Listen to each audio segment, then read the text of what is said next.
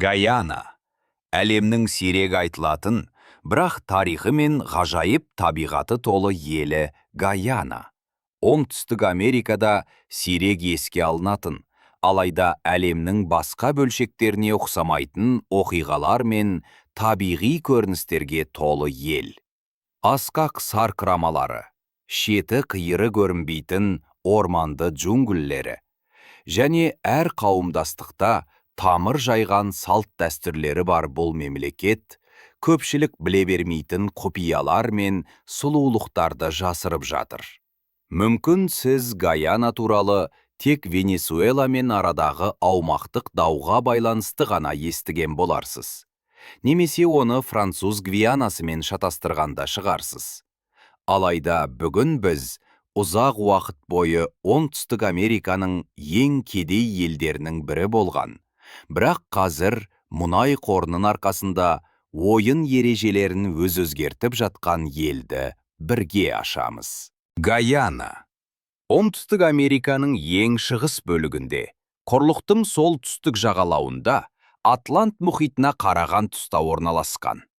Шығысында Суринаммен, оңтүстігінде Бразилиямен және батысында Венесуэламен шектеседі.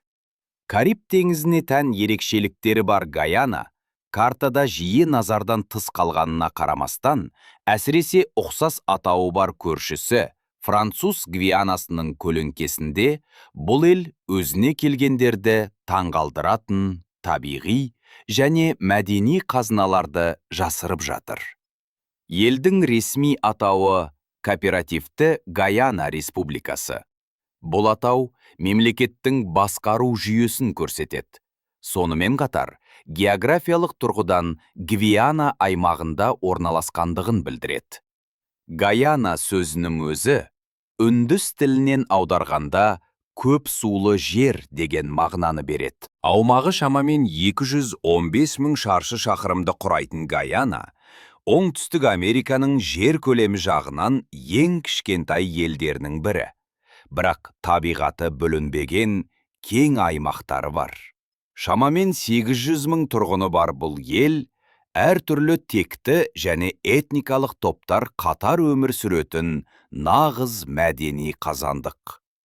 Бір шаршы шақырымға небәрі 3,6 адамнан келетін тығыздығымен, Гаяна әлемдегі халық ең сирек қоныстанған елдердің бірі болып табылады.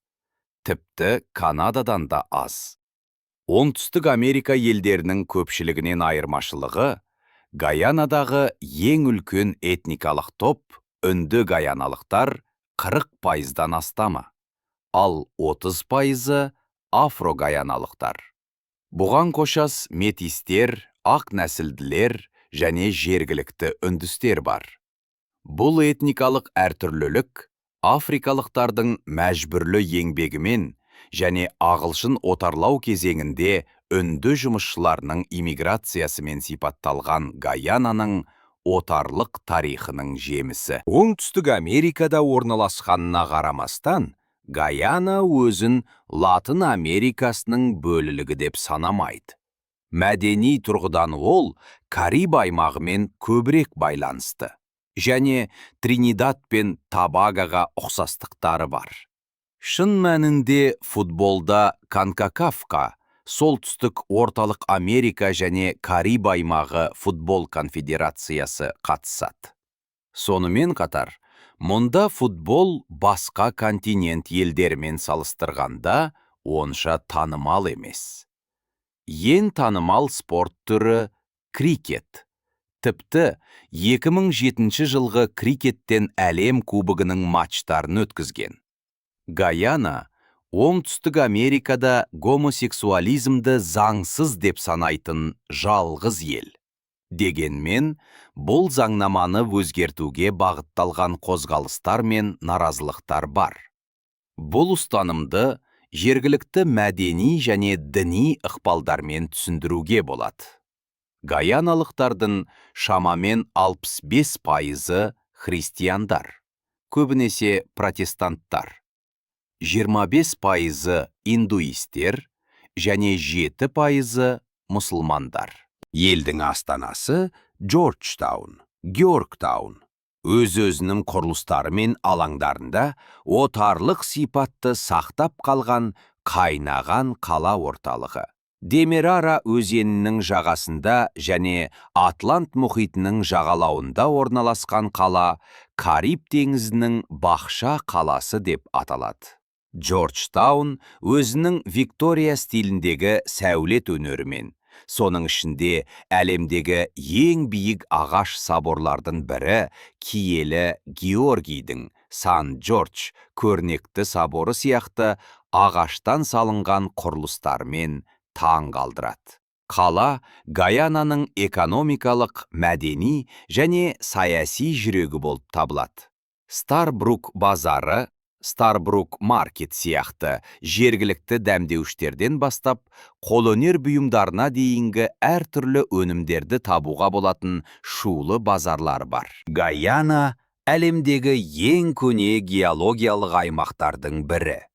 Гвиана тау сілемінде Гуаянез массив орналасқан және 4 аймаққа бөлінеді. Жағалау жазығы, таулы аймақ, ішкі таулы аймақтар және халықтың басым бөлігі тұратын Рупунуни саваннасы. Елдің ең биік нүктесі Бразилия және Венесуэламен үштік шекарада орналасқан. Биіктігі 2762 метр Рорайма тауы. Бұл Кепуй жазық төбелі тау. Биіктіктегі шытырман оқиға мультфильміне және осы аттас серияның негізі болған Жоғалған әлем кітабына шабыт берген. Гаяна сонымен қатар әлемдегі ең үлкен жалғыз тамшылы сарқырама. Каетур сарқырамасының отаны. Биіктігі 226 метр және орташа ағыны секундына 663 текше метр суды құрайтын бұл сарқырама планетадағы ең қуатты сарқырамалардың бірі болып саналады. Бұл сарқырама елдің басты туристік орындарының бірі. Алайда Гаянаның тропикалық джунглиіндегі шалғай орналасуына байланысты, оған тек соқпақтар немесе шағын ұшақтар арқылы ғана жетуге болады. Гаяна ерлі зайыптыларына қатысты ең қызықты фактілердің бірі, бұл елдің көп ұлтты және көп мәдениеттілігіне тікелей байланысты үйлену тойларының әртүрлілігі және некеге қатысты діни заңдардың ерекшеліктері болып табылады. Ерекше факт. Көпдіндік неке рәсімдерінің қатар өмір сүруі Гаянада халықтың 40%-дан астамын үнді гаяналықтар, көбінесе индуистер мен мұсылмандар, және 30%-ға жуығын афро-гаяналықтар, негізінен христиандар құрайтындықтан, елдегі неке дәстүрлері осы этникалық және діни топтардың мәдениеттерін көрсетеді. Қорытындылай келе, Гаяна табиғат пен мәдениет үйлесімде өмір сүретін ерекше сұлулығы бар ел. Оның пейзаждары, дәстүрлері және ең бастысы оның халқы жұмбақтарға, сүйкімділікке және бірегей мәдениетке толы, мүлдем басқа Оңтүстік Американы зерттеуге шақыру болып табылады. Енді сізге ең қатты әсер еткен не болғанын айтыңызшы. Егер сіз осы бейненің соңына дейін жетсеңіз, лайк басып арнаға жазылыңыз. Бұл маған одан әрі контент әкелуге ынта береді. Келесі бейнеде кездескенше.